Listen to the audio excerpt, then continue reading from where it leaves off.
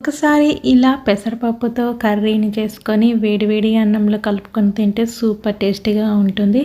ఈ కర్రీని ప్రిపేర్ చేసుకోవడానికి ముందుగా ఒక బౌల్ తీసుకొని ఒక కప్పు పెసరపప్పు వేసుకొని నీట్‌గా వాటర్ యాడ్ చేసుకొని 2, 3 సార్లు వాష్ చేసుకోవాలి. ఇప్పుడు 2 గ్లాసుల మంచినీళ్ళు వేసుకొని ఒక 15 నిమిషాలు పప్పును నాననివ్వాలి. ఇప్పుడు స్టవ్ వెలిగించుకొని స్టవ్ పైన ఈ పప్పు బౌల్‌ని పెట్టుకొని మీడియం ఫ్లేమ్‌లోనే బాగా కలుపుకుంటూ చేసుకోవాలి. పప్పు అనేది ఇలా 80% కుక్ అయిన తర్వాత సన్నగా తరిగిన ఒక ఆనియన్, సన్నగా తరిగిన ఒక టమాటా వేసుకొని కలుపుకొని పావు టీ స్పూన్ పసుపు, అలాగే మీ స్పైసెస్ తగ్గట్టు ఒక స్పూన్ రెడ్ చిల్లీ పౌడర్ కూడా వేసుకొని తగినంత సాల్ట్ వేసి ఒక 5-10 మినిట్స్ కుక్ చేసుకొని స్టవ్ ఆపేసి పక్కన దించుకోవాలి. ఇప్పుడు స్టవ్ వెలిగించుకొని స్టవ్ పైన కడాయి పెట్టుకొని 2 స్పూన్స్ ఆయిల్ వేసుకొని ఆయిల్ హీట్ అయ్యాక ఒక స్పూన్ ఆవాలు, అలాగే కొద్దిగా కరివేపాకు వేసుకొని ఫ్రై చేసుకొని ఇప్పుడు మనం ముందుగా కుక్ చేసుకున్న పప్పు కూడా వేసుకొని కలుపుకొని ఒక 5 మినిట్స్ కుక్ చేసుకొని స్టవ్ ఆపేస్తే టేస్టీగా ఉండే మూంగ్ దాల్ కర్రీ రైస్‌లోకే కాదు